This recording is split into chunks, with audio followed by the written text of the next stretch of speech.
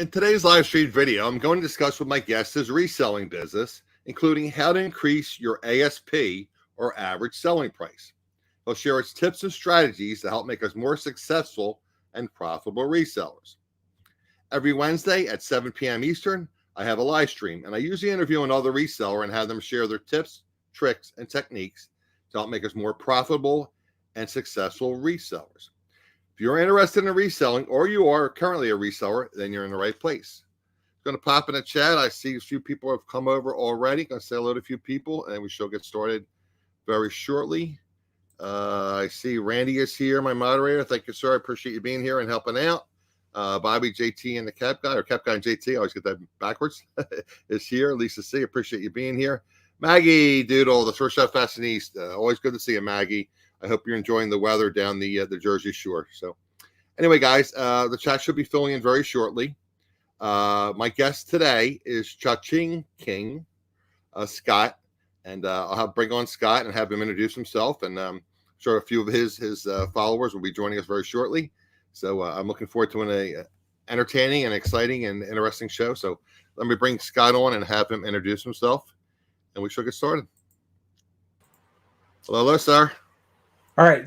Am I on? You are live. Oh man, I have finally arrived. Hey everybody, I'm Scott. You can call me Scott. I'm Cha Ching King on Instagram and YouTube. I have been a full-time reseller since 2018, but I've been on eBay since '99, and so I got started on eBay selling lumber. Actually, I have a lumber mill and would mill mesquite, and you could ship it back then. I don't think you could afford to ship it anymore. But yeah. So I've had eBay for a long time, but now it's my primary source of income. Right. And you're married, you have children. I was still married when I came upstairs. So okay. Melody and I have a sense of humor. See that?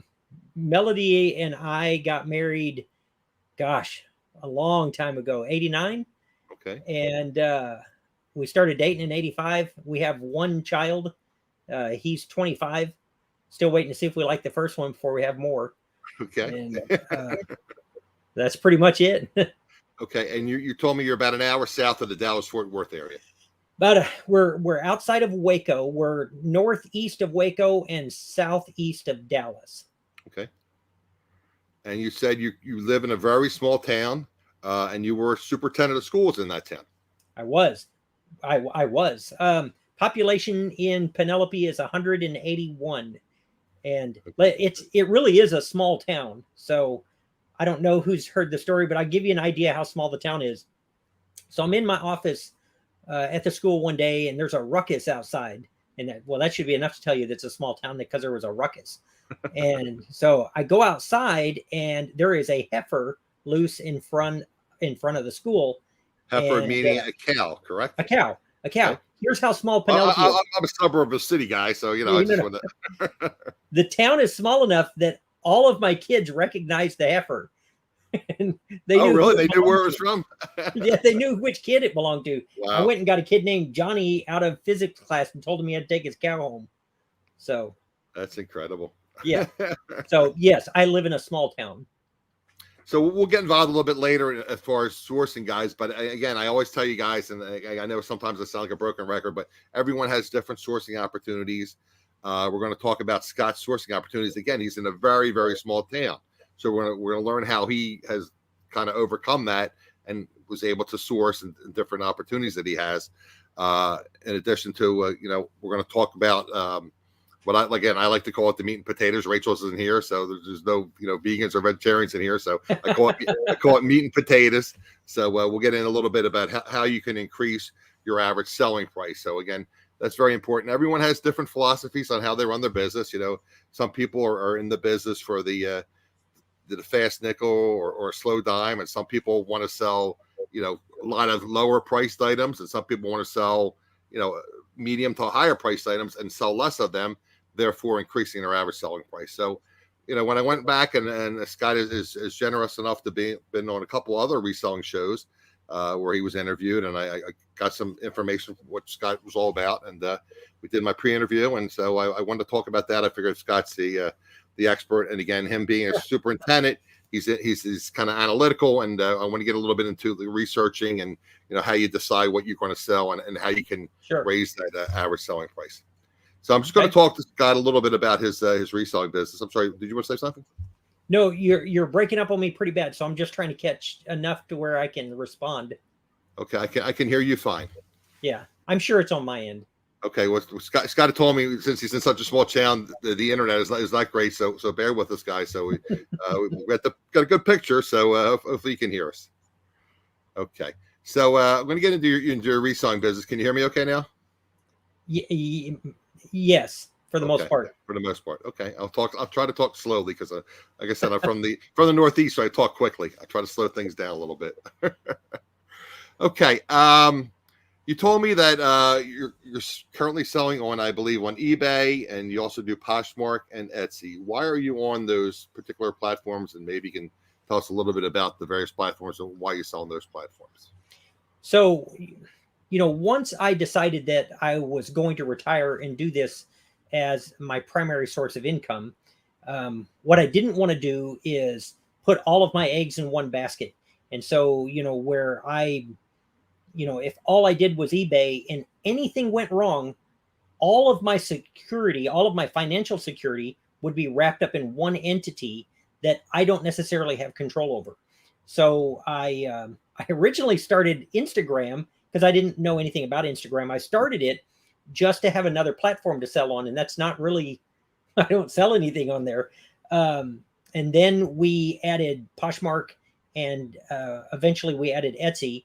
I don't do nearly as much on those. I probably do 90% of my business on eBay, but I do have a viable Poshmark closet, that runs well, and I know how to use it. And Etsy runs smoothly, and I know how to use that. So if anything happened, I could immediately put my focus towards one of the other platforms. Right. We'll get into a little bit later, but you use a cross-posting software, so we'll get into that a little bit later. Like I say, you're 90% on eBay. I would say the vast majority of my viewers sell on eBay, as well as other platforms. So I like to learn about how other people run their eBay businesses, so to speak, run their eBay stores. Right. So I know you told me in our pre-interview that you sell mostly one-offs. Occasionally you'll get some bulk buys. When I say bulk buys, it's a bulk buy, but it's one-offs.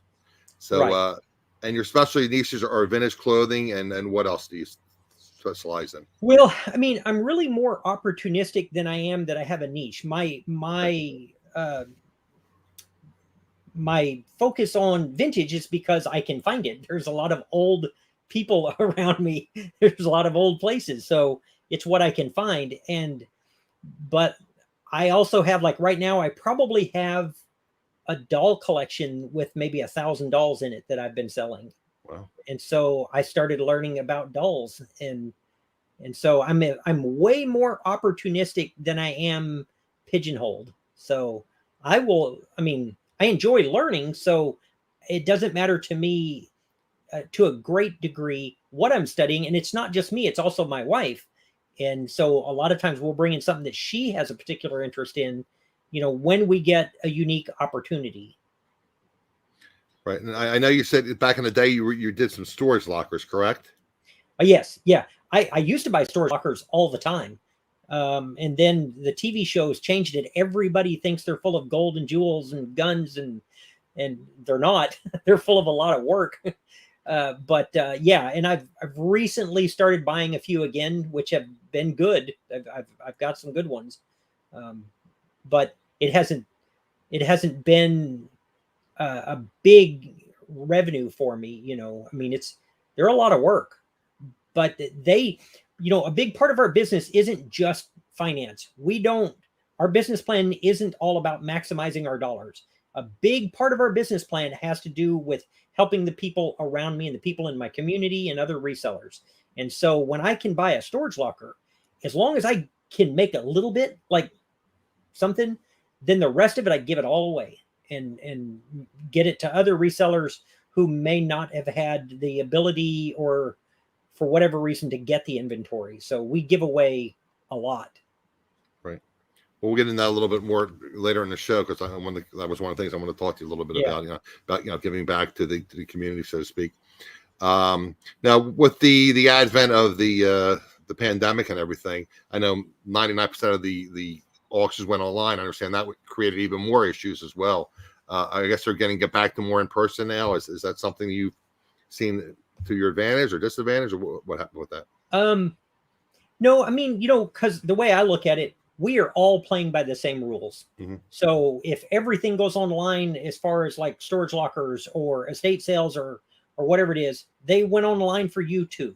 And if they all go back to in person, then they went back to in person for you too. So my job is to just be the most informed that I can be when I go in. That's never been how my business has really run. My advantage has always been just I communicate with people and I get into estate sales early a lot, a whole lot. Right. Well, that's one of the things we want to talk about. And I don't know if Mike Flipping Goodies is in the chat. I discussed with you that Mike, that's kind of his specialty, that he's big with the estate sales, and that he builds. I always talk about relationship building and try to build relationships, whether it be with a thrift shop employees or managers or estate sale people. 100%, yeah. Right. And it's important, and I think you even mentioned that Randy, who's my moderator, who I talked to you about. He's big on bringing donuts. I told you his very successful business, in addition to his reselling business. So when he goes to pick up at the ports up in New York City area, he brings donuts, and the employees kind of rush out and greet him because he's bringing them donuts. So I think you said that's something you do with as well, right? Well, I don't live very far from West, which is one of the Czech capitals in the United States. So I pick up kolaches, and kolaches are okay because I have. Have you not had a kolache? I'm trying to think of the term, and I think I told you. I told other people that my mother was Polish. So if you have not had a kolache, your life is genuinely incomplete. Okay. It's a Czechoslovakian pastry with either sausage or a fruit and a little bit of heaven in like every one. Well, it has sausage as well. Okay. Yeah, they have sausage kolaches too. So I'll normally pick up, depending upon where I'm going, if I'm hitting 20 estate sales, if I drive to Dallas, I'm not taking 20 dozen kolaches. No. But not really eat into your profit. Yeah. There are a handful of the people that do the estate sales around here that I definitely have a good relationship with. And they also know that I would help them if I can. And so relationship building is my number one sourcing tool. Right. I also want to talk to you, just touch again a little bit more on your eBay store. And I asked everyone to have one because I said, vast majority of my viewers have eBay stores. Right. Talk about a little bit of how you run your store. Do you run sales and things that typical other resellers do, except best offers, run promotions, promoted listings? How do you run your store? Okay, so the way that we do it, we keep just north of 800 items in our store. We list 10 a day at the most, and we aim at higher priced items. So we also, I am almost always running a small sale, and then I promote at 1%. Okay. And I also, I have best offer, but turning on best offer was the best thing in the world for me. And I have best offer turned on with no minimum price on there. So that's how we do it. So in other words, if somebody would make you a best offer, you don't have it automatically decline it. You would always respond if somebody makes you a best offer. 100%. I do not want a minimum because aside from best offer giving me an opportunity, if I've had a slow day, I could take an offer. What it does is just the other day, I have a pair of shoes listed for $95 and I got a $5 offer. And what that allows me to do is the person that sent that offer, I can go look at the feedback that they leave people. And you would be amazed at how many times I'm going to find out that they are straight running crazy. And if I can end up not doing business with them at all because they were willing to send that kind of offer. Now, sometimes like on that one, a $5 offer, maybe they meant to send a $50 offer and didn't send it correctly. And you can tell a lot, not from the feedback they get. We all know that that's of like no use.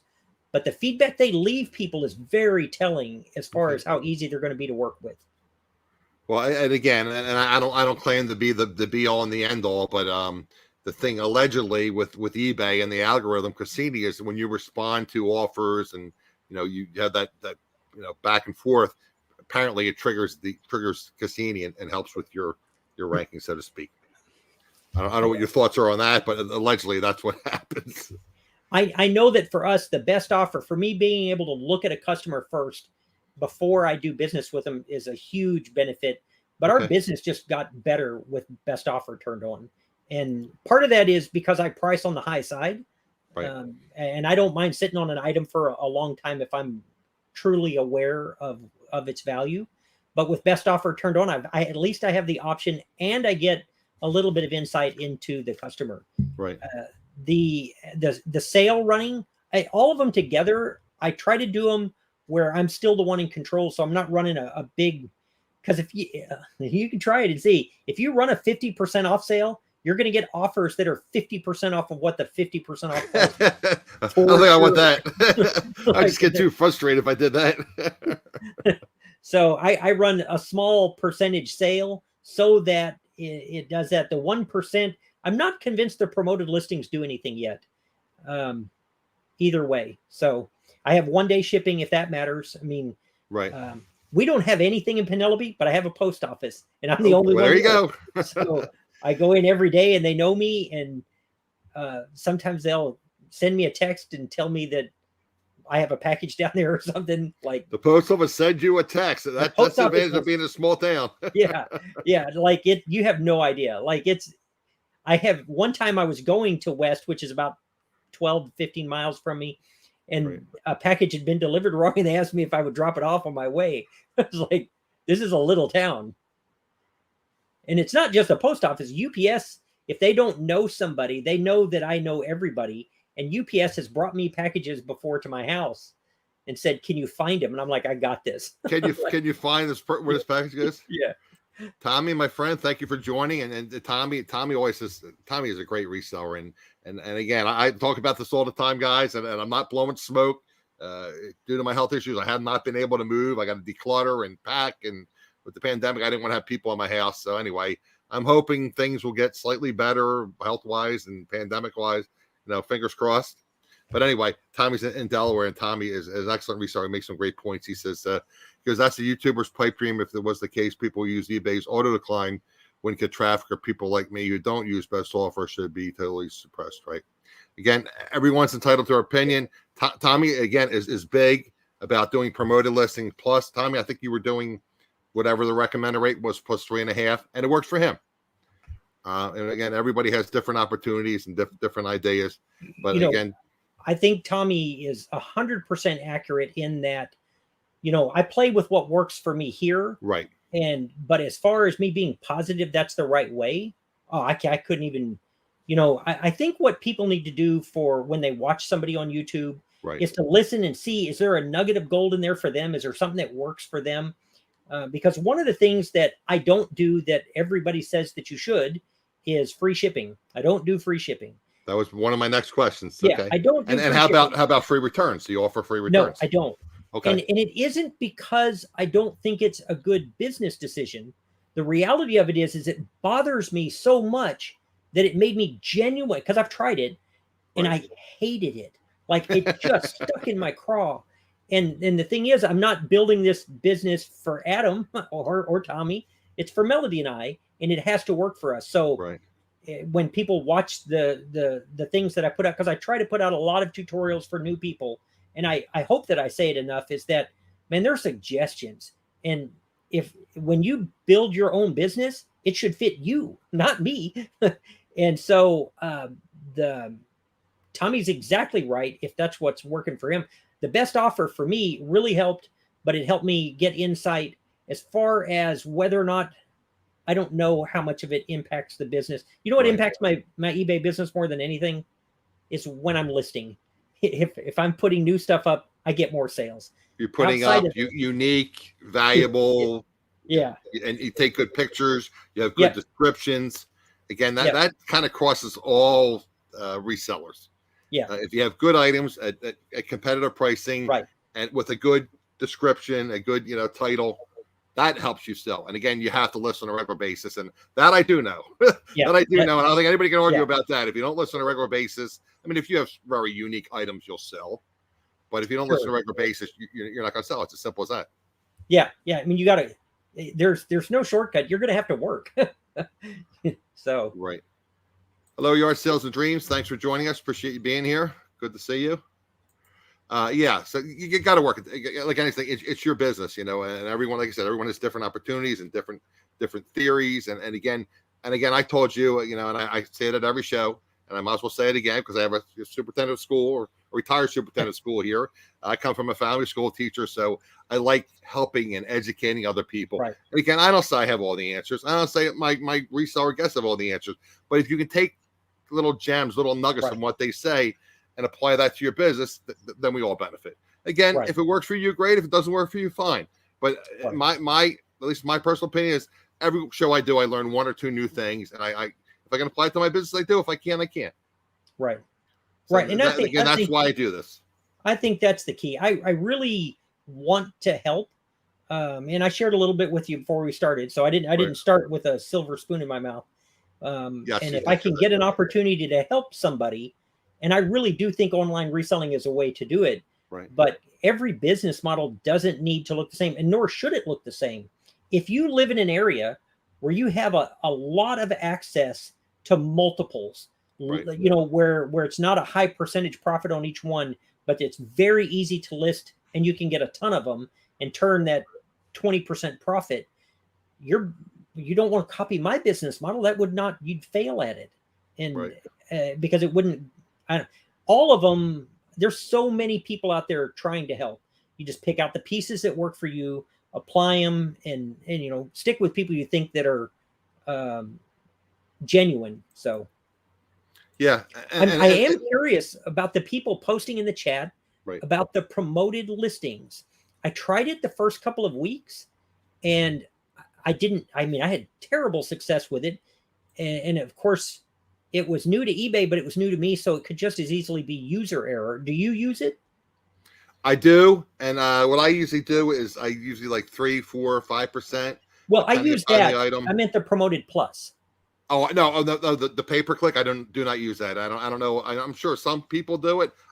Tommy, I don't believe you use pay per click. I think Tommy has discussed that before. Tommy, refresh my memory. I don't believe you use pay per click, or you tried it and it didn't work.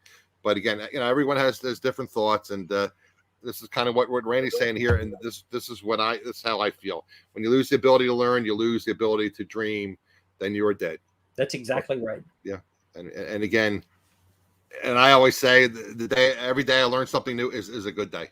So again, guys, apply I bring all these various resellers on.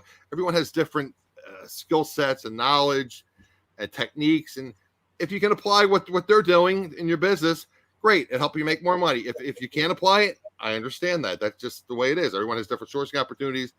Some of the things I say repeatedly, and there's a reason I say repeatedly, like building relationships, because they work, guys. I mean, they don't always work, but again, be friendly to the clerks at your thrift store. Be friendly to the managers. Try to build relationships. Maybe you find out they have children, or their children play high school sports or college sports. How is Susie doing? How's she doing in lacrosse? Or didn't your daughter just have a baby? You're a grandmother. It doesn't hurt, guys. Just be friendly. Yard sales. Oh, it's so great to see you. Again, we got rained out here last weekend. A ton of rain in this area, basically the whole Northeast. Now it's sketchy again this Saturday. I have a community yard sale in my area. Again, I'm hoping they're going to have it.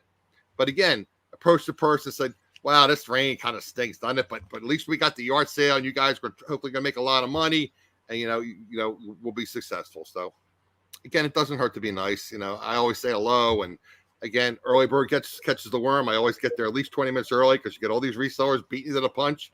But I'll sit in my car and I'll watch. If the resellers start coming up, and I don't move very quickly anymore, but I will go up and try to get that early bird, get that worm. But I always approach and say, is it okay if I look around? I know you're still setting up. Is it okay if I look around? Just try to be friendly, guys. And, it doesn't hurt you. Yeah. I mean, even if it's an act, if it's an act, if you just want to just act like you're friendly, it's Right. like Pretend. here's Tommy's remark. He says it thinks it depends on what you sell a bit as well. No standard promoted. He goes, he uses trended plus 3.3 this week, but people like Craigslist Hunter don't need to promote all different. It's got enough following to yeah, and anyway. Pete Craigslist Hunter sells a lot from his, I think, just from his viewers. I mean, he's got a huge YouTube channel.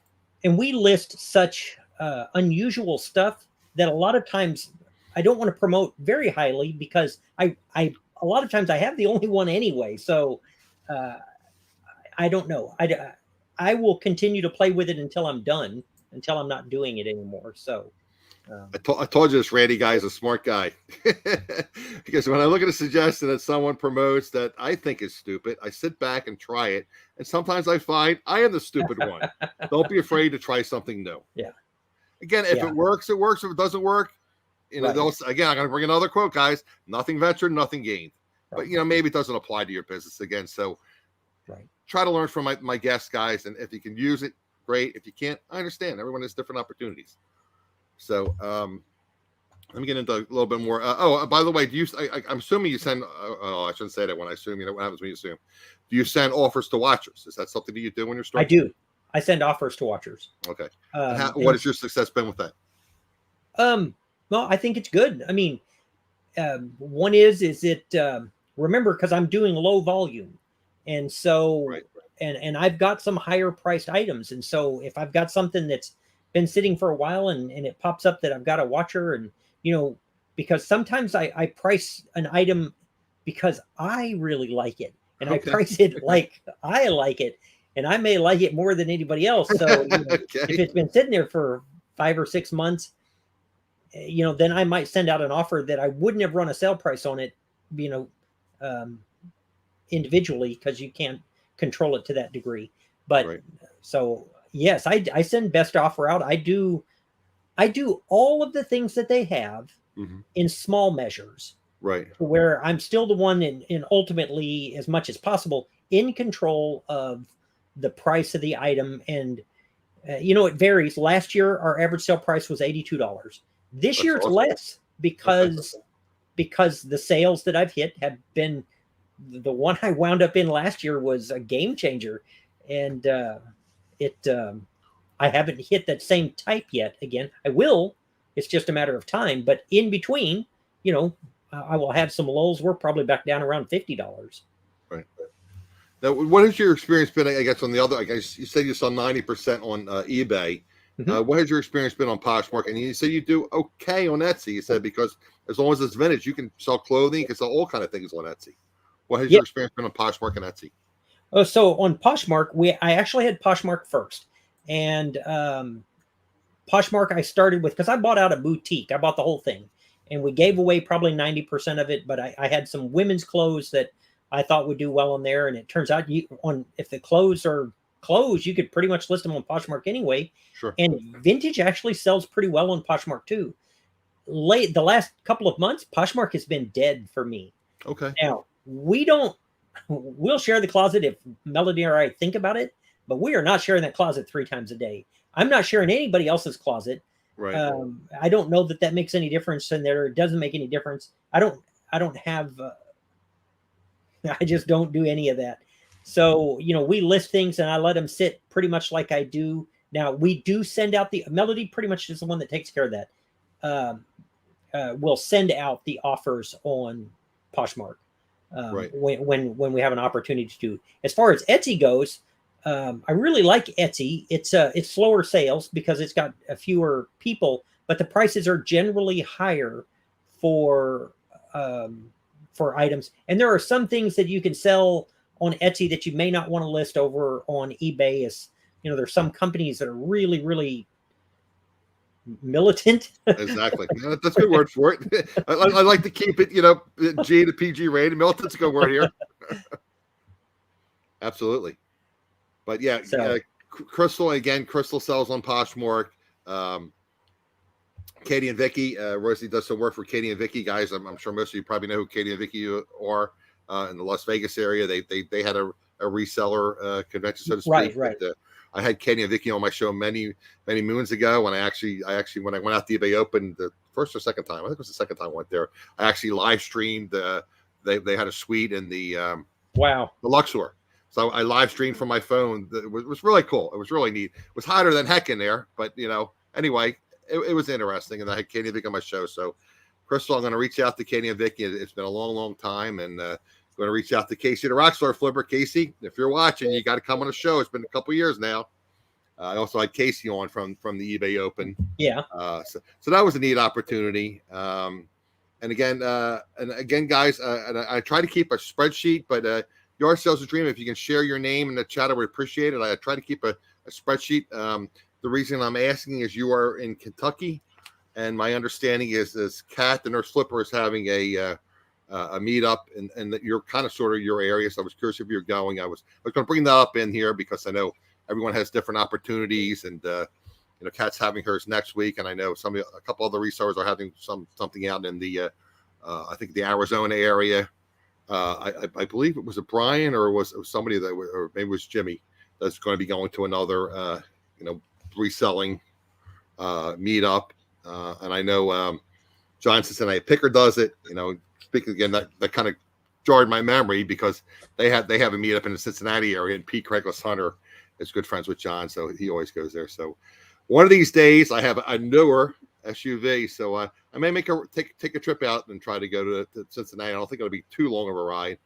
I think I can manage that. And you guys, I tried again talking about networking with other resellers. I've networked over the years. I met Donatella Bodolino. Most of you guys probably know Donatella. She has all kind of reselling shows where she's selling product. And I met Donatella, and I wanted to meet up with Donatella when she was in the Philadelphia area. Her daughters play volleyball, high school volleyball. Now they're in college. But anyway, pandemic was running wild, and I didn't have all my shots, and we won't get too political. But Donatella invited me down to meet up with her down in Florida, and now she has her reselling cottage, so I have a place to stay, and at least I know you're in Florida, so that's on my agenda too, to go down to Florida, and maybe I'll spend some time with Donatella and meet Lisa, and maybe I'll go down and I'll meet with Casey. So anyway, that's it on my mind. So I know I get sidetracked sometimes, but I was curious if any of you guys are going to any of the meetups. Danielle or Danny, either one. Okay, let me write that down. I'm going to put you on my spreadsheet. Thank you. I can remember that. Okay. Harry, my friend, another man from the Delaware, a little further south from here. Harry kills it. He's a garage sales guy. I have him on my. I follow him on YouTube. Jamie Pace is in the house. Oh my word! He must have heard me talking about Casey the Rockstar Flipper. Jamie, always good to see you, my friend. Jamie was one of the moderators on Casey's channel, and Jamie is in Texas. And Jamie, refresh my memory. And Jamie actually his full-time job, his family maintains and repairs oil fields. Oh wow, that's his family business. But Jamie kills it on Amazon, and he sells on eBay, and I don't know how he does it. I don't think the guy sleeps. I mean, I was going to post it on my last video. I put out a video. We built a small building out here for our eBay storage. I saw that. I have a board out there, and I was going to ask if anybody could identify it. It's and Jamie might have been able to do it. It shows up for a brief bit. It's a board from the 1915, 1920 from one of the oil silos, and it's about a 4-inch thick piece of 20-foot long redwood, old growth redwood, and but most people wouldn't know what that is. They wouldn't have. I know Jamie posts on Facebook. Jamie, do you have a Instagram account, or maybe I can connect you to, and maybe you can send Jamie a picture of it, and I'm sure Jamie would be able to help. 72,000 active listings on 10 platforms. Wow, oh, that's impressive. Bragger. I'm not doing 72,000 listings. You can brag, my friend. Yeah. I already need a nap just having read oh my God. Oh my wow, Jamie. I knew you had a lot, my friend, but that is incredible. I don't know how you do it. my brain would be fried with that many listings. Yeah. I just think about it. People communicating with offers and problems and this, that, and the other. And sometimes Amazon will give them like your phone number and everything, and you got to communicate with them. And again, talking about relationships. Again, Jamie is one of the people that taught me that. He's got relationship with managers of these thrift stores like Goodwill, and they actually, you have opportunities, and Mike Flip Goodies has opportunities with estate sales. Right. What Jamie does, these opportunities with these thrift stores, they actually save things in the back room, and they say, "Hey, Jamie, we knew you were going to come in today. We have stuff back there. You go through it first, take out what you want, and then after you pick through it, then we'll put it out." Yeah. Again, relationship building. No, that's huge, and I do all of that. Like I really did. Like, it would shock you how many places that they will put something aside for me, and I have gosh, I hate to say it because I don't want to get anybody in trouble, but I've been into some of the bigger bin stores, right? And I go in one time, and they were like, "Oh, there was something that looked like you," and they brought me an A2 bomber jacket out of the back that was painted, like with the big thing. They just saved it to me, and I paid $5 for it, which was the weight. Like, it's just. And but what it's did you all end up selling that for? What's that? What did you end up selling that bomber jacket for? They paid okay, so a long story. So it was an A2 bomber jacket, and it was painted, and it had a girl on the back, and it said "Save the Girls" was the title on it. So I did some research, and the jacket had been painted actually not during World War II. It had been painted in the 90s. And so I had an artist name, and in doing my research, I find his, because I had it listed for like 1,800, I think. And because it was like, but I found out his daughter was trying to put together a museum of things of his artwork, and all of it disappeared. Well, this piece had been done with a matching nose cone art that was in a museum. So I sold it to her for 100, and then I shipped it. Okay. We're going to get into your biggest flip a little bit later. But we'll save that for later. We'll try to tease that a little bit so you guys will hang around a little bit. When you hear this flip, it'll be like, it'll blow your mind. I tell you guys, I always do a pre-interview with my guests. I know everyone does it differently. That's just me. I'm older now. I got ADD. I got to do a pre-interview, and it helps me keep on track. But anyway, we'll discuss that huge flip that you had later. You were breaking up on me pretty bad. I was going to say we're going to discuss your big, like your best flip ever. We'll discuss that later. Okay. Later in the show. Just real quickly, then I want to get into the increasing your average selling price. You sell on several platforms, and I believe you told me that you use List Perfectly, correct? I do.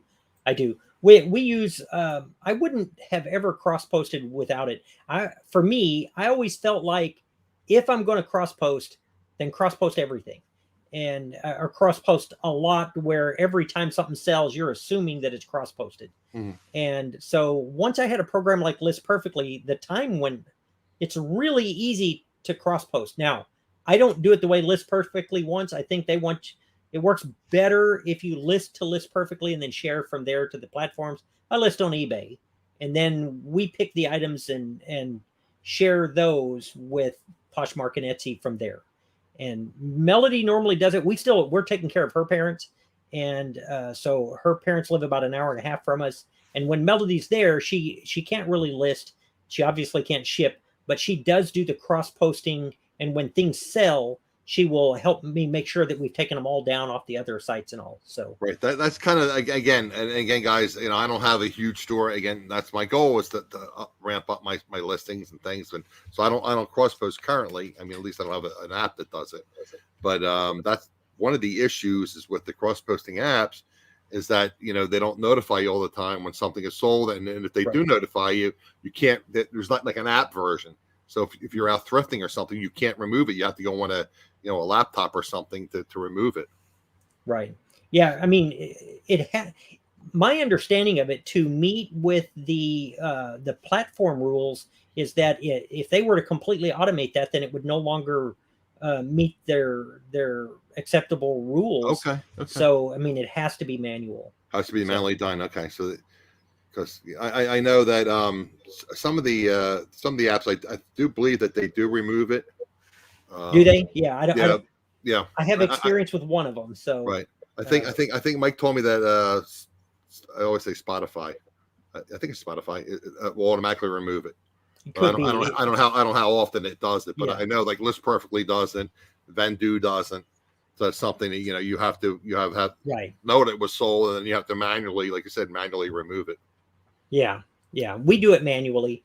I think the post that you have there, uh, her sobbing reading my thing, and I hesitate whether or not to post that stuff, but Right. um, I got invited to go to. It's not an estate sale yet because nobody's been in the place, and I got an opportunity to pick a room. And what Melody and I struggle with more than anything, more than how much profit we're making, is usually for there to be an estate sale, for there to be a locker, a storage locker available, something bad had to happen to somebody else, and we really struggle with that. Like, I want to help people, I want to get this stuff out, but I feel guilty when I get this great opportunity because something bad happened. And this last one, the kid died in '89. He was a high school senior, and he and his friends were duck hunting. It was super cold out, and their boat capsized. There were 3 boys and a dog in the boat. 2 of the boys got to shore, and one of them was this kid, but his other friend and the dog were still out in the water, and he went back to get him, and he drowned too. And Wow. but his parents literally sealed the room up at that point. Like, they closed the door, and the stuff that was out, they put it in galvanized trash cans and sealed the lid on them and stored them. And so I got an opportunity to buy the cans to go and pick through anything I want before anybody else. Super exciting opportunity. Super sad that there's an exciting opportunity. And I've been posting some of they saved mainly his toddler clothes, which have been, if you follow me on Instagram, they're ridiculously cool. Like, there's really cool stuff, but it's such a rough situation. I might try something, and maybe the people in the chat can give their opinion on it. I've never done anything like this, and I don't know that I'm going to do it. Right. His parents are gone, so we are talking about cousins now that own everything because he was the only son. And I thought I would tell his story. Instead, I'm not going to do a haul with his stuff or anything like that, but I thought about telling the story. Like, here's this kid's name, and they said that I could. I'm just not sure I can do it without it looking like, not that I get that many views on my channel anyway, but that's the last thing I would want, is for somebody to think I'm taking advantage of this kid. There's an old saying that, and I don't know who it can be attributed to, that, every man dies twice, once when they put him in the ground and once when his name is said for the last time. And Okay. I feel like if I could memorialize it a little bit and tell a little bit about his life, he's a pretty good kid, and anyway, I don't know if I'm going to do it or not. I don't know if that's a good thing to do or not. So I'm thinking about it. Jamie hasn't lost a sense of humor even with all those thousands of listings. Denny Mae was teasing. She was joking around, asking if Jamie was single. He's very involved, and he has his I don't know if it's his fiance or his girlfriend, but they've been together for quite some time, and he seems very happy. So anyway, but Jamie's posting about his girlfriend. No, she goes, I meant if anyone wants to talk about reselling, my girlfriend is mean. So I have been with my girlfriend a long time too. There you go.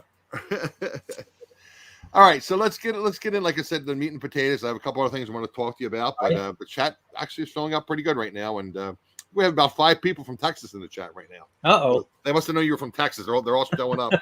Beth Reseller Rowboat and Jamie's from Texas, and so all the chat's filling up with all the Texas people. We got a couple people from Delaware, a couple people from Texas, and a few other people, mixed in to the bunch, so to speak. So let's get in. Like I said, the theme of the show per se, guys, I always try to come up with some kind of theme, and basically I talk about my guest reselling business, and then I kind of learn how they run their business and have them share their tips and tricks with us to help make us more successful. But one of the things I got talking to Scott was that he's really big into like I said, having a higher average selling price.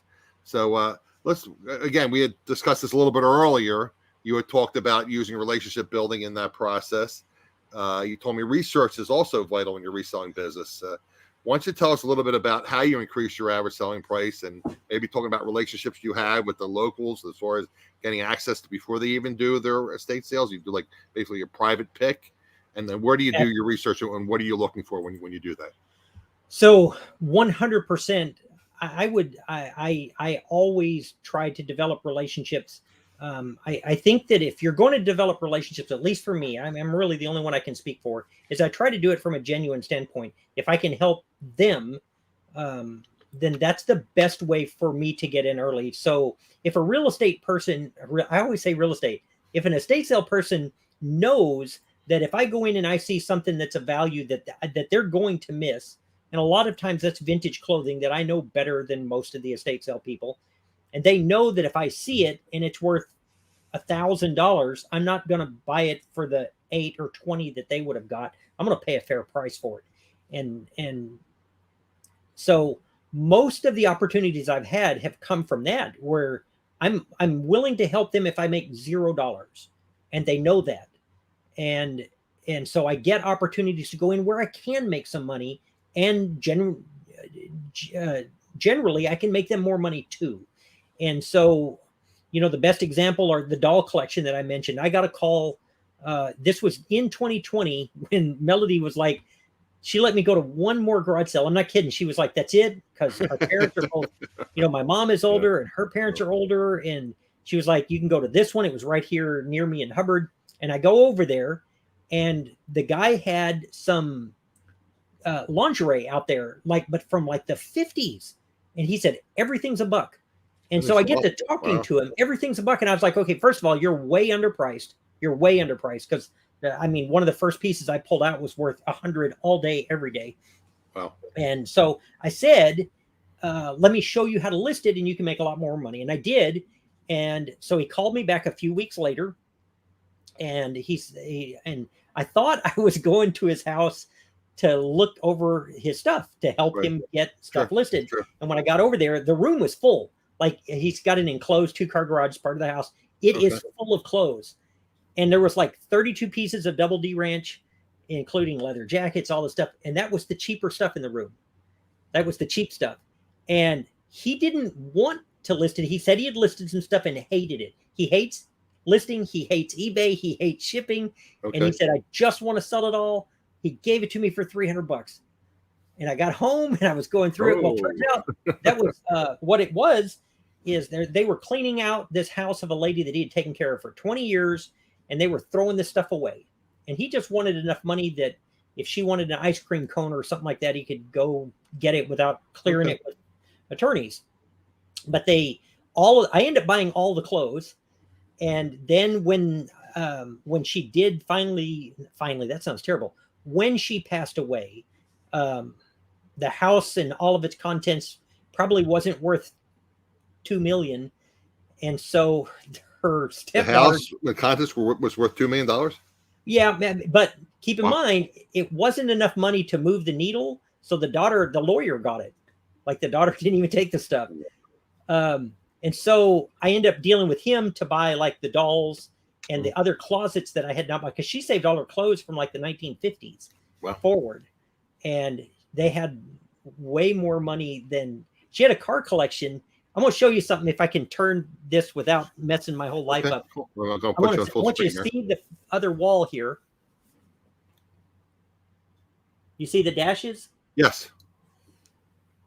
So she also collected cars. So she had like Rolls Royce and Cadillacs, and they showed at the Concours d'Elegance.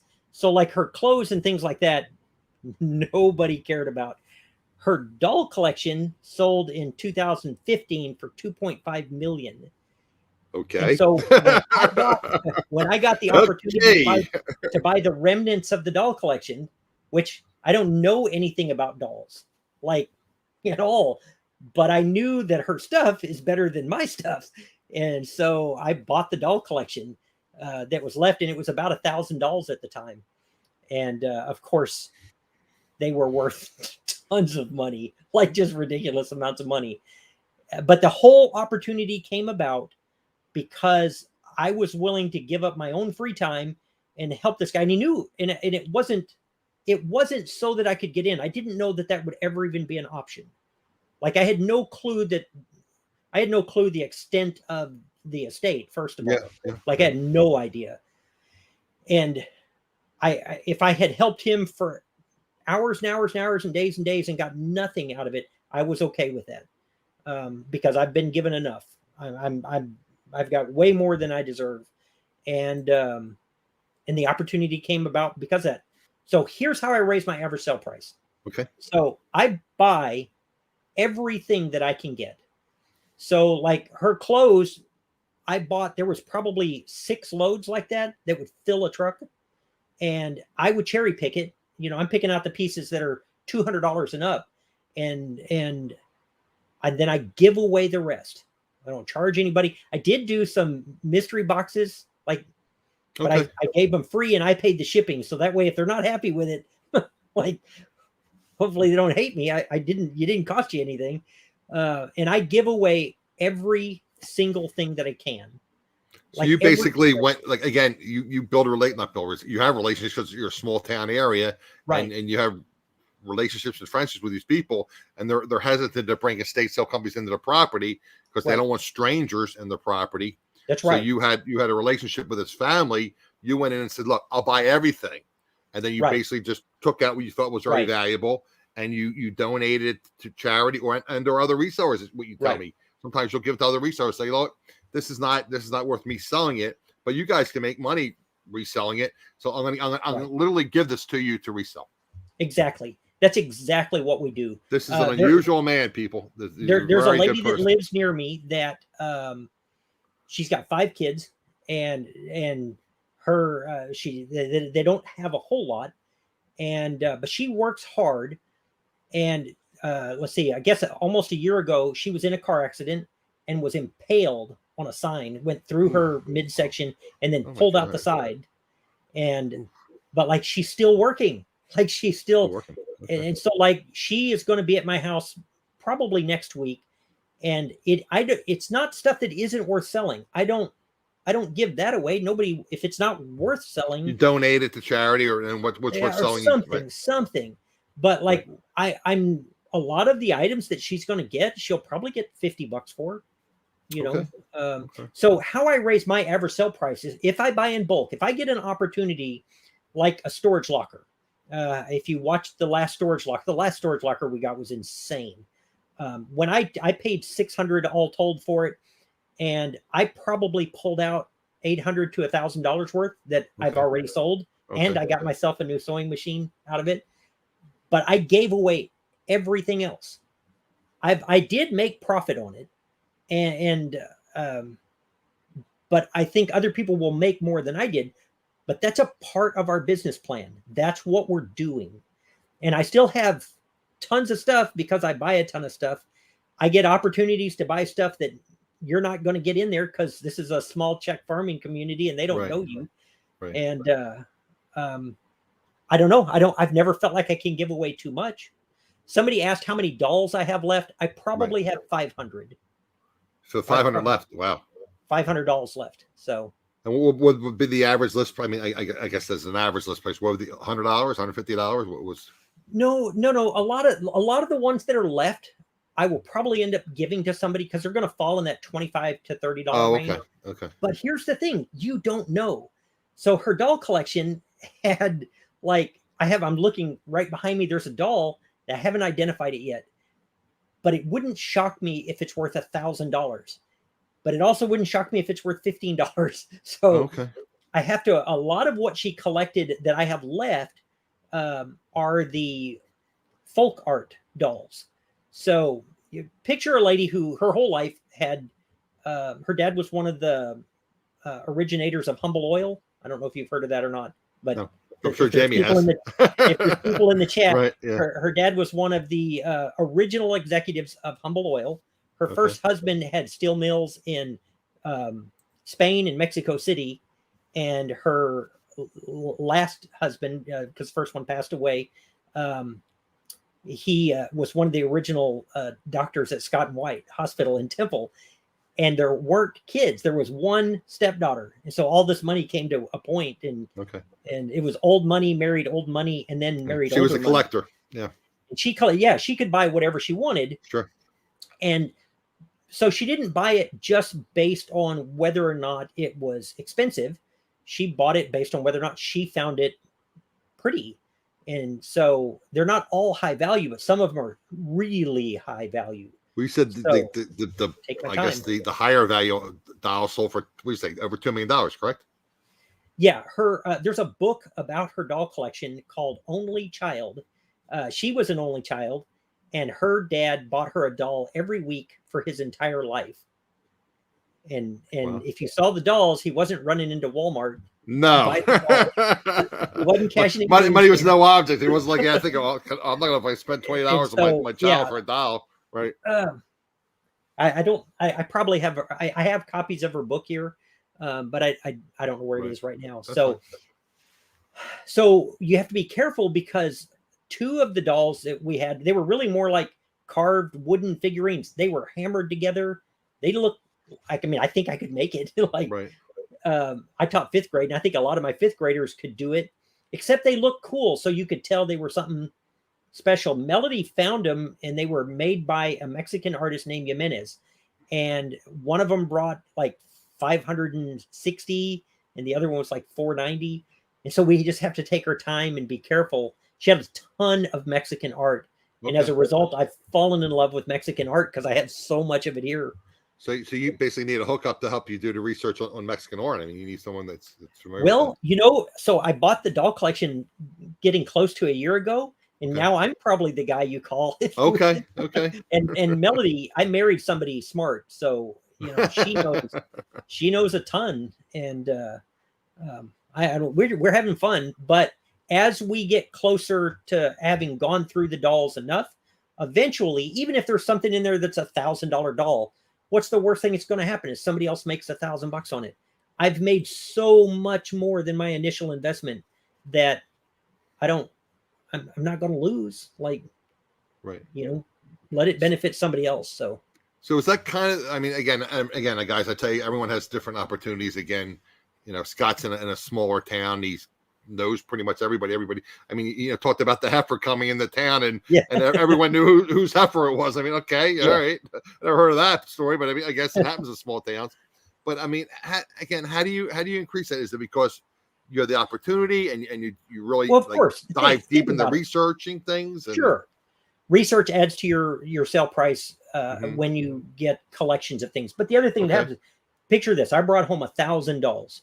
The ones that I'm going to keep are going to be the ones that are more valuable. Right. So buying in bulk allows me to have an higher average sale price. Now, if you factor in what I give away, it might also mean that I'm paying more per item than I would be if I were buying other things. But I don't care. Like, your cost of goods is higher because you're giving away a lot. But again, it's not. I paid $1,200 for the dolls. I think you told me your average, like, what, 10 to 12 listings per day? Because you have a much higher average selling price. It's pretty rare we hit 12. Okay. But we might spend 2 hours a day looking things up on research and trying to find things. For example, if you look at, I think I posted on Instagram, I have a Levi shirt from that boys stuff that I got, that tub. I opened it. Gotcha. It's all toddler clothes. I figured out it's a Levi shirt with the orange tab, and it's the chambray, but all of the prints on it are from a 1974 Dairy Queen giveaway. And the lady who ironed them all on did a super good job. And so in my ad is very complete. And so you can tell exactly what it is and where it came from. And I'm not selling a shirt, I'm selling history. Yeah. And I think I listed that it's a toddler size 4 shirt. I have it listed for 70. And I think I've had 5 offers today. Wow. And they're all low, but still for a toddler shirt. Yeah. Yeah. The lowest offer was I see children's clothing. It's like, no. Exactly. Yeah. And normally I wouldn't do anything with kids' clothes, but when you get them that are sealed up out of this whole tub, I will probably sell 5 or 8 pieces. But the lady that I told you about that was hurt in the car accident, right, she will love to get $4 or $5 an item because she will sell it locally. Some of it'll go to her family back in Mexico. Some of it will go on eBay, which she's one of the few people I've taught how to do it, and she actually does it. So, yeah, I don't know what you call it. I'm kind of thinking of things that I've heard in the past. You're kind of repurposing the love, so to speak.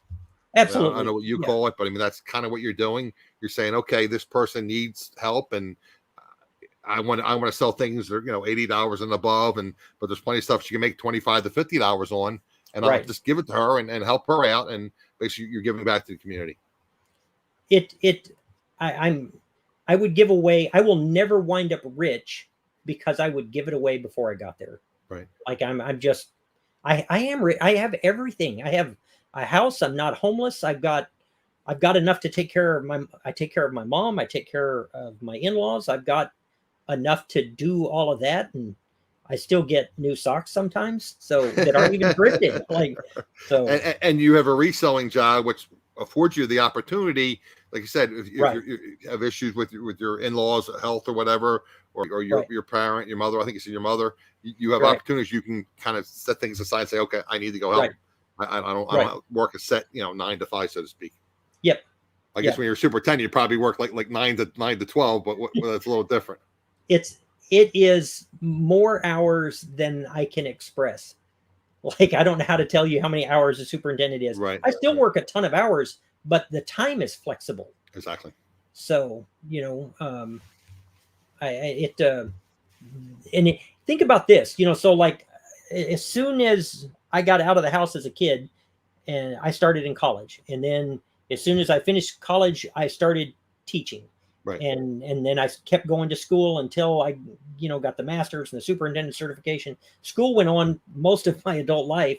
Sure. And then as a superintendent, you're in a little town, you are never off call ever. Right. And, but at 52, I was able to retire and completely reinvent myself. And I don't know if I've done a good job of it. I don't think I'm finished. YouTube has been very humbling. Sure. But now, how are you doing? Where do you typically do your research? Again, you say you do a lot of research, and that's kind of how you increase. Again, other than relationships with the local people, and basically going in and picking a house, so to speak, because they don't want to do an estate sale. But how do you do your research? Are you using Terapeak? How do you do your research? You know what? I don't even know how to use Terapeak. Okay. I haven't used it enough to give you any kind of. Well, my guest last week, Brian, was really big into Terapeak, and he's an analytical kind of guy. Everyone does things differently. It would be incredibly valuable if I used it, and so and I don't have a better reason other than I haven't. I use I do use WorthPoint. Okay, so you have WorthPoint. Okay, I have WorthPoint, and then Google is amazing. Google's your friend. Google is your friend, and Google Lens is awesome. Google Lens, I love Google Lens. Yep. So I use all of them, and Melody is. She will look things up in a different way than I will, and she will find things that I can't find. And so there's two of us, and you can't discount that I don't have to do it by myself, that I've got somebody smarter downstairs. Right. That for those of you that joined the chat a little bit late, Melody is Scott's wife. Yeah. His partner in life and his partner in his reselling business. Yeah, or she was when I came upstairs, like I said. Okay.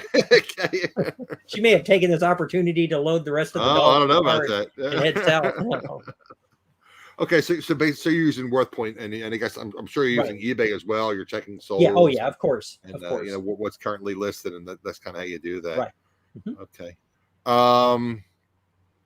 Another thing you told me about, and you said you were willing to share that, and I thought it was a great tip, is you told me some of your sourcing. You get involved with business foreclosures. Can you tell us how you get involved in that, and possibly some of the companies that you purchase from? Yep. I don't ever share this, but I'll share it here. There you go, guys. That's why you subscribe to AdamsExploits channel. Okay. Yeah. Anybody in Texas, there are two websites I use that I don't think, I know there are resellers there because people will bid against me, but it isn't like other places. One of them is Lone Star Auctioneers. They will run a lot of school auctions, things like that, school excess inventory, which is how I got started buying some of the bigger stuff, because I have a lumber mill and I build furniture and things like that. So when schools started getting rid of their woodworking shops and things, I would look for those kind of opportunities. So Lone Star Auctioneers is a good one, and the other one is called. I shouldn't give this away. Oh, It's called. No, that's okay. Like okay.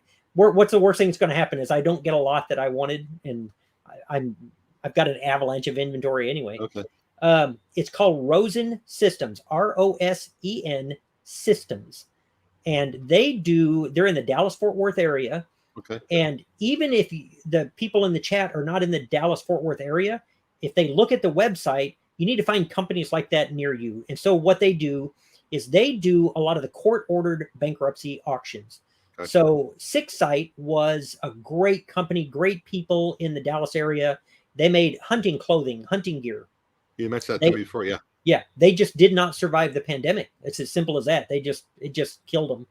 And their clothing was super high quality. And so I've been buying from Rosen for years and years and years. But I was able to buy the base layers. And so the hunting gear base layers were like $100 a piece when they were selling retail. them. Yeah. Retail. And we paid $3 a pair. And awesome. I got 600 pieces. 600 pieces. Okay. 600 pieces. So $1,800 though. And they $40 to $50 to $60 a piece, depending upon exactly which piece I'm selling. Because I've also got some pants and things from them. So, right. But Rosen System, those are, I don't use bulk liquidation or any of those. I was going to say, they're local companies. Is there a website that you use? I mean, let's say I'm right outside Philadelphia, and the other guys are in Delaware. They're best in the Houston, Texas area. Right. There people are in Las Vegas or yeah. And there will be companies like Rosen in your area. I don't know what they are. Right. And if I moved, I would figure it out because now they also do a ton of auctions that have no interest or value to me because I'm looking for stuff I can ship. But it wasn't that long ago. They had a company named Jesco went out of business. That was maybe 5 years ago. And Jesco is the company. Have you ever been walking through a mall or something and there's a guy there with a kiosk and he's sawing a hammer with a knife and then he cuts a tomato and okay. Kind of like the Ginsu knife, but yeah. Thing. Right. So like Jesco sold all kinds of stuff, but okay. We bought a trailer load of mop pads for $20. Okay, a whole trailer load. Okay, a whole trailer load, and so I was looking to see if I had one sitting behind me. Did you rent like a truck or did they deliver to you? Oh yeah. Okay. I have a trailer at all. Okay. Not a tractor trailer, a 16-foot trailer. I should be more clear about that. Gotcha. But still, thousands and thousands of mop pads. So I have them. I lowered the price when the pandemic started, because there's so many people that needed to clean, and I just dropped the price and I just left it there. So for 5 of them, I sell them for $6.99 plus shipping, and I make about $1 a mop pad, and I have been selling them for 5 years.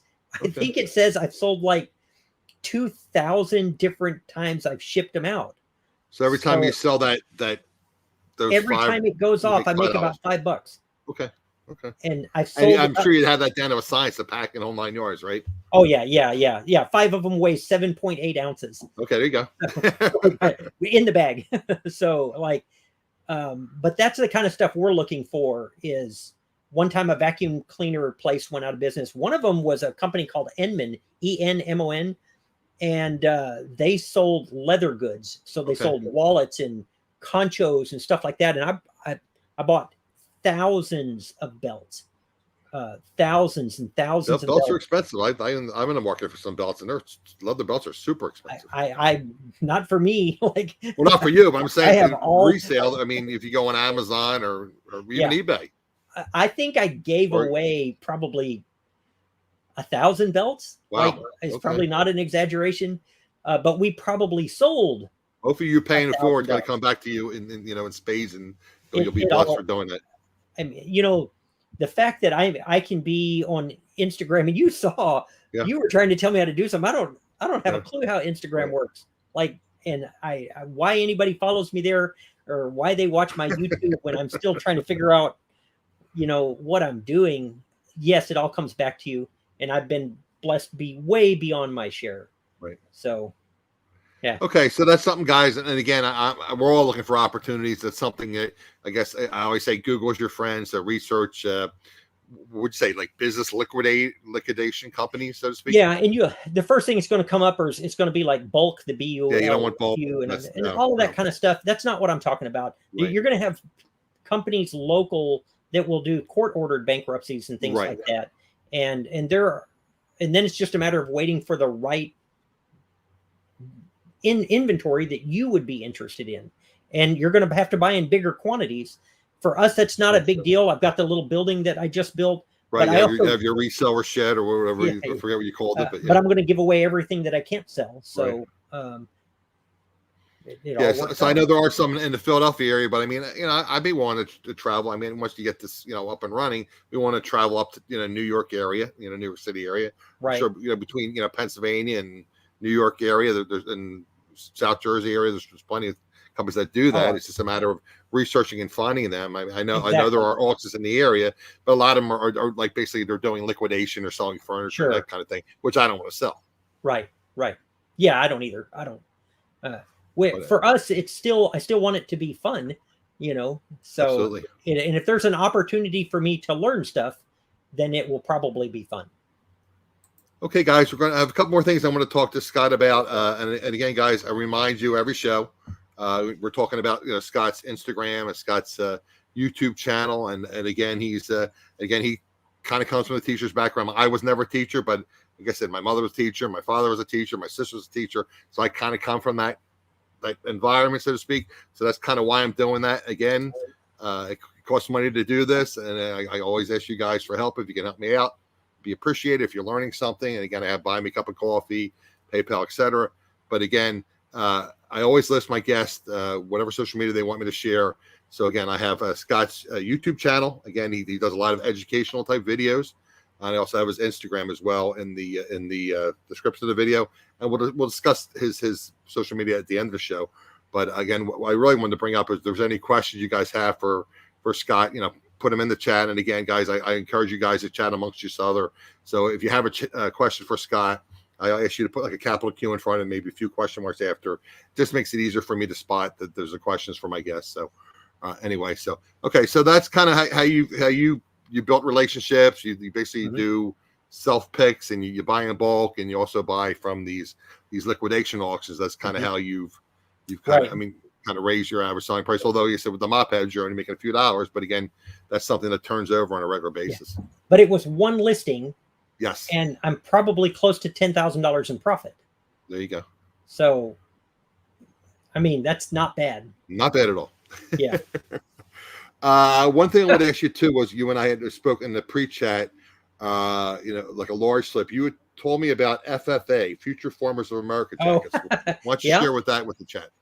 Okay, so the Future Farmers of America, the FFA, it's all over the United States. It is not just a Texas thing, but FFA jackets right now are going up in price drastically. So even just the regular jackets are going from anywhere from $60 to $100, and they are being coveted by lots of people in the U.S., but a ton of them are going to Japan. So if you see FFA, they'll have the big seal on the back. They're going to be blue corduroy, and they're going to bring $60 to $100. There's a couple of other ones you need to know. If you see a white one, the white FFA jackets before 91, girls could not join the FFA. And as demeaning as it sounds, because it was, the girls were called the chapter sweetheart.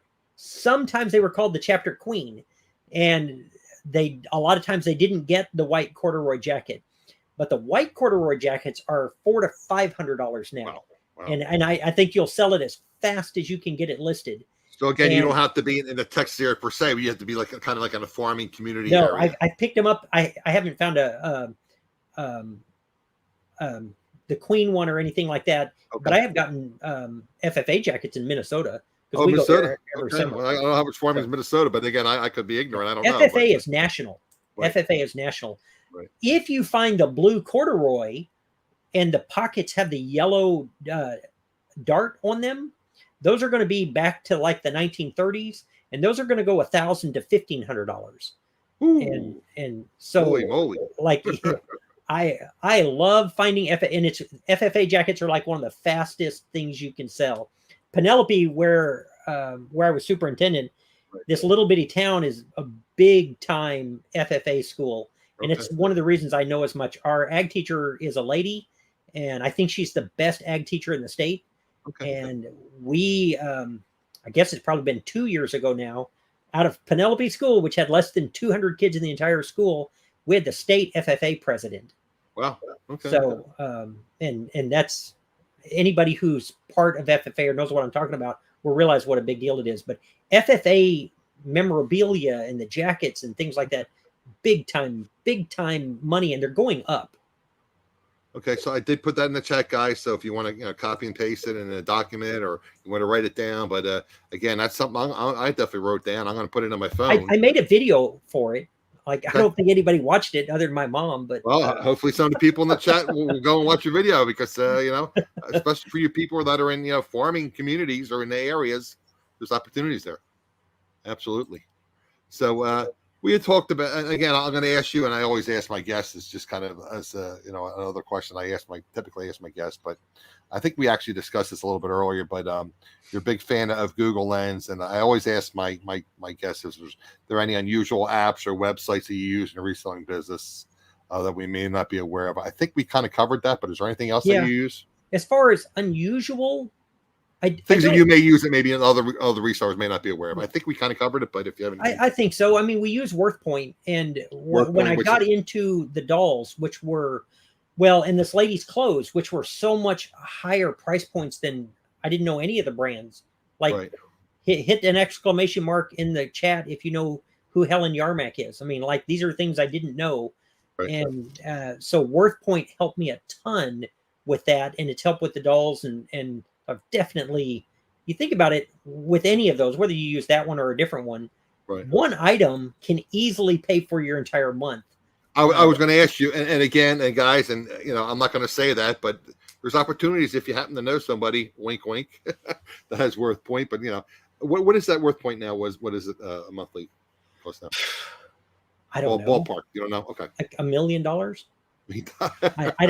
Is it either 30 or 50? It's 30 a lot. I think it's like $50 ish. I think it might have been a while ago. It's a lot. I mean, it's not cheap. And had I not had access to this massive quantity of stuff that I knew so little about, gotcha. If I were selling mall brands, I would never pay for it. Exactly, right. And if again, guys, relationships, networking. You didn't hear this from Adam, but if you know somebody that has WorthPoint, okay. Enough said. Okay. Let me see else. If anything else. Again, guys, if you have any questions for Scott, put them in the chat, a queue in front of him, some questions. I want to ask you, and I didn't write it down in front of me. I know we had talked about it, and I think you might have even talked about it in one of your videos. Off the top of your head, you told me you had a huge flip. What was your to memory? What was your biggest flip you ever had? So I mean, it really depends upon how you're defining big. So it dollars, or I mean, like dollar wise, probably the biggest one is melodies. So I don't know if I should include that, because that's your team. I don't want her to get a whole lot of credit though, so we have to be careful. But we were at an estate sale, and I had already been once, and this was a crazy estate sale, because if you go to estate sales, military items are the first things to go. And so I went to this one. Nobody was buying the military stuff, even though this guy had been a pilot in World War II. And so I ended up buying all of it. But one of the things I bought that day was a watch band that was from Japan. The watch band sold that night for $225. So we go back. It's a 2-hour drive. We go back the next day. This is the last day of the estate sale. And Melody finds a margarine tub of watch parts. And I posted it on Instagram, and I was like, we spent $1 on this, so we need to know how we did. I don't know anything about watches. So I spent $1, and there were 4 watches, and I immediately start getting people I don't know who are sending me offers. And if you're on Instagram, there's a guy named Time with Pop. All one word, Time with Pop. Really a good dude. He sent me a private note, and he said, "Hey, I don't think you know what you have." Wow. And he went clockwise and said, this one, they were all Seiko dive watches, automatic dive watches that pilots wore, Wow. but they Okay. from the late 60s. So And they were outfitted by the military with these watches? and these are broken watches, like like they don't run, like they're taped together. Right. And I sold all of them the next day, thanks to his help, for $3,900. Oh, now not all the ones. You had $1 invested. I had $1. $1. $1. Wow. So that's a pretty Cha-ching. good flip. There, that's why they call him the Cha Ching King. Well, and listen, and time with Pop was like, so many people were like, "Hey, I'll give you $100 right now," and I'm like, I have no idea. They were trying to steal it. And again, you repurpose the love, and you try to help people out, and you pay things forward. And I sent him this guy out of the blue. Says, hey, exactly. It all comes back around. It all comes back around. And what was cool about that? So I sent him a small gift card, tell him to take his wife and kids out, and we have a great relationship now as far as texting each other when there's things coming up. But the guy who bought 3 of the 4 watches, he just couldn't believe I had these watches. One was like a 62 Moss or something. These were like the holy grail of watches. And so one guy bought 3 of them. And so he was like, can you have your Instagram? And I'm thinking, I already posted what I paid on Instagram. Yeah, I don't know about that. And I said, I'm happy to give it to you if it isn't going to bother you, knowing. And he didn't care at all. And so he added me on Instagram, and then he shared my post on his page. Because no, not in a bad way. He's a watch guy, and the watch people are like, this can't be real. But it was a known pilot. The guy retired a general, and it was. But as far as like the best stuff may have been from that same estate sale. I bought and when I say all of the military stuff, nobody wanted it. I had all of his service records going all the way back. I had a Silver Star. And so I had been selling some of it, but what I ended up doing is I contacted, we watched a YouTube video about this pilot, John Edward Taylor, because his initials were Jet, which I thought was too cool. And but there was a guy that spoke at his funeral who ran a mom and pop museum in one of the cities that he had served in. Oh, so I called this guy, and I'm like, all right, you're not going to believe what I got, but he had something called the Order of the Sword, which only 8 people have had since Vietnam. And I had all the plaques, all these big things that go on the wall. And so I sold it to him for $500, which is what I paid for everything. Sure. And then I paid half the shipping to get him stuff.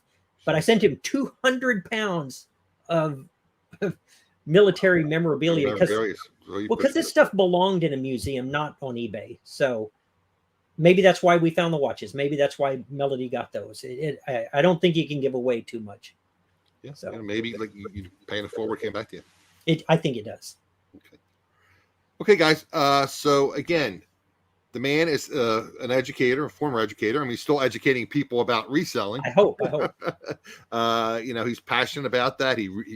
I'm calling it regifting the love. I mean, there's other stories locker people that regift the love, they call it. So that's kind of what I'm calling it. I don't know what Scott calls it, but that's what I'm going to call it.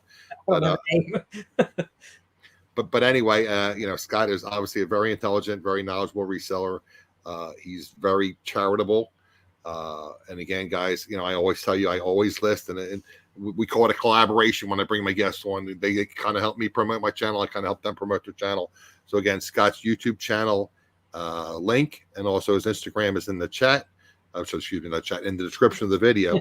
So guys, I'm going to make sure you're subscribed and follow him on Instagram. So I want to give you an opportunity basically to tell the people about your social media, your YouTube channel, your Instagram, and tell them a little bit about what you do when you're a YouTube channel. Okay.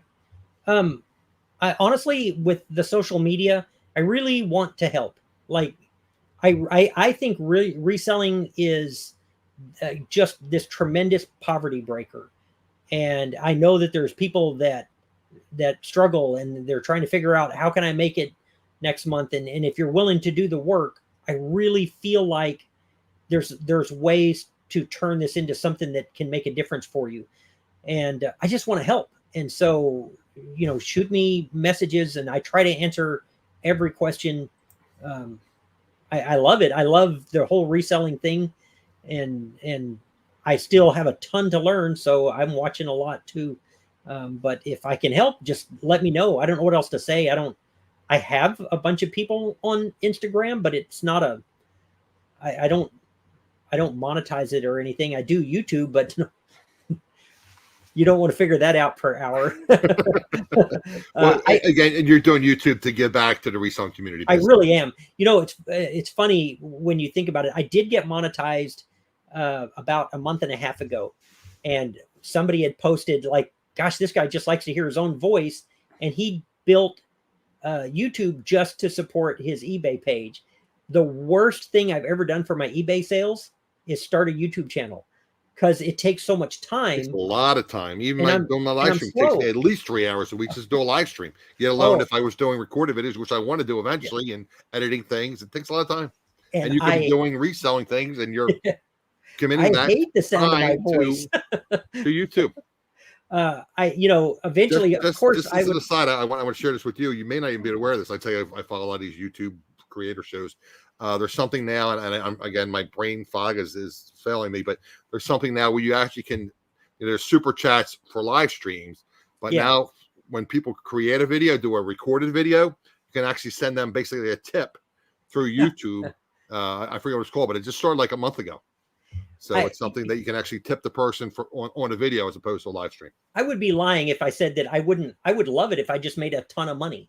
Like if I started making $100,000 a month, that'd be fantastic. I would give a lot of it away, but I mean, well, you can take Melody out to dinner. If somebody sends you a couple $10 bills, you take Melody out to dinner. So I'd be lying if I said I didn't. Called Platskis, I think it's in Polish now. It's coming to me. What are they called? The Czechoslovakian name is what?